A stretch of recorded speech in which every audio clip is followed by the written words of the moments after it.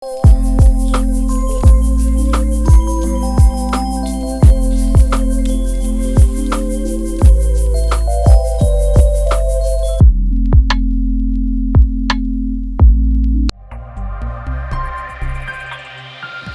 Aesthetic hair transplant centre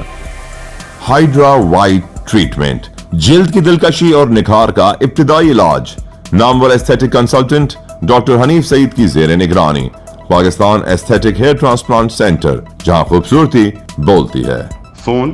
0341 000 6060 0345 210 5338. السلام علیکم، live digital news میں خوش آمدید۔ آپ نے اب تک ہمارے چینل کو سبسکرائب نہیں کیا ہے تو صحت کی خبروں سے باخبر رہنے کے لیے سبسکرائب اور بیل آئیکن کو پریس کر کے لائک بھی ضرور کر دیں۔ بسم اللہ الرحمن الرحیم، الصلاۃ والسلام علیک یا سیدی یا رسول اللہ و خاتم النبیین۔ میں ہوں آپ کا میزبان سراج الدین امجدی۔ آپ دیکھ رہے ہیں ہر پیر کو لائیو ڈیجیٹل نیوز LDN پر نشر ہونے والا اپنا پسندیدہ پروگرام ہیلتھ ڈائری۔ اللہ کریم سے امید ہے آپ جہاں بھی ہوں گے بخیر و عافیت ہوں گے۔ آج گفتگو کا آغاز اکبر الہ آبادی کے شعر سے۔ دنیا میں ہوں، دنیا کا طلبگار نہیں ہوں، بازار سے گزرا ہوں، خریدار نہیں ہوں۔ آج کی ہیلتھ ڈائری کا موضوع چاند کا میڈیکل کالج سول اسپتال لاڑکانہ میں ہسپتال کے MS سمیت ایک مریضہ بچی کے شعبہ حادثات میں جاں بحق ہونے پر ڈاکٹروں کے خلاف طبی غفلت کی FIR کا درج ہونا اور ہیلتھ مینجمنٹ کیڈر کی آڑ میں جنرل کیڈر کی تباہی اور بربادی اور ایبٹ لیبارٹریز اور PCDA کے مابین تنازع کا انجام کیا ہوگا پر مشتمل ہے۔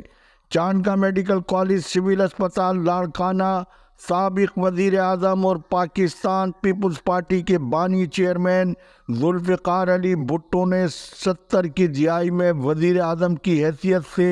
سندھ کے غریب عوام کو بہتر مفت طبی سہولیات کی فراہمی کے لیے یہ سرکاری تدریسی اسپتال کا تحفہ دیا تھا، جسے آج JF بھٹو کا نعرہ لگانے والوں نے مذکورہ ہسپتال سمیت بھٹو کے آبائی ضلع لاڑکانہ کو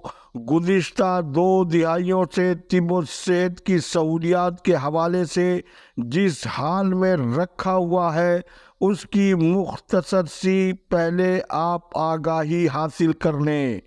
سابق سیکریٹریٹ سے ڈاکٹر فضلہ پجوہو کی سیکریٹری شپ میں لاڑکانہ سول اسپتال میں ڈائلیسس کے 62 مریضوں میں ایڈز زدہ خون کی منتقلی کے نتیجے میں مذکورہ جاں بلب مریض اس سنگین طبی غفلت کے باعث ایڈز جیسے مہلک مرض کا شکار ہو گئے، لیکن مذکورہ سنگین طبی غفلت کے واقعے پر کسی کے کان پر جوں تک نہیں رہیں گی اور محکمہ جاتی کارروائی صفر رہی۔ بعد ازاں خلاف قانون ڈاکٹر سکندر علی میمن کو ایڈز کنٹرول کا ڈائریکٹر بنانے کے نتیجے میں آج تک ضلع لاڑکانہ بچوں میں ایڈز منتقلی کا بڑا مرکز ہے، لیکن حد تو یہ ہے کہ پاکستان پیپلز پارٹی کے چیئرمین بلاول زرداری کی ناراضگی پر ہٹائے جانے والے ڈاکٹر سکندر علی میمن حیرت انگیز طور پر چند روز بعد 19 گریڈ میں ہوتے ہوئے اسی منصب سے ریٹائر ہو رہے ہیں، جس کا واضح مطلب یہ ہے کہ محکمہ صحت سندھ کی مافیا اتنی طاقتور ہے کہ بلاول زرداری کا حکم بھی یہاں بڑھ جاتا ہے اور گھر میں ہمیشہ وزارت صحت رکھنے کے باوجود آصف علی زرداری کا دامن ہمیشہ دنیا کے سامنے نیک نامی کے بجائے ان کا دامن آلودہ الگ ہوتا ہے۔ اگر بھاری زرداری سیاسی قیادت صحت مافیا کو قابو میں نہیں رکھ سکتی ہے تو پھر دنیا میں طب و صحت کے حوالے سے بدنامی مول کیوں لی جاتی ہے؟ اگر لاڑکانہ میں وکیل کی بیٹی کی باقاعدہ FIR درج ہو سکتی ہے تو پھر باب الاسلام سندھ کے صوبائی دارالحکومت کراچی کے سندھ گورنمنٹ اسپتال لیاقت آباد کے 4 سرکاری ملازمین کی دوران ڈیوٹی پراسرار سانحہ آتش زدگی میں جاں بحق ہونے والوں کی آج تک کیوں FIR درج نہیں ہو سکی؟ کیوں یہ انسان نہیں حیوان یا حشرت الارض تھے؟ جب کراچی سمیت سندھ بھر میں آوارہ پاگل کتوں کو مارنے کے بجائے پالنے کا انوکھا حکم موجود ہے تو کراچی جیسے بین الاقوامی شہر کے محکمہ صحت کے یہ 4 ملازمین کیا ان کتوں سے بھی گئے گزرے تھے؟ جبکہ ان ملازمین کی بیویاں بیوہ، بچے یتیم، بوڑھے والدین بے سہارا ہو گئے۔ ایک صوبے میں دوہرا نظام قانون ایک بہت بڑا سوالیہ نشان ہے، جبکہ اس حوالے سے سندھ میڈیکل ایسوسی ایشن کے ڈاکٹر محمد علی تھلو، جو پہلے ہی حق اور سچ کے اظہار کے نتیجے میں حکومت اور انتظامیہ کی گڈ بک کے بجائے بیڈ بک میں ہے، سوشل میڈیا پر لاڑکانہ واقعے پر ان کی وائرل ہونے والی ویڈیو میں انہوں نے حد الامکان بچ بچا کر سچ بتانے کی کوشش تو بہت کی ہے، لیکن وہ جو نہیں بتا سکے وہ یہ ہے کہ چاند کا میڈیکل سول اسپتال لاڑکانہ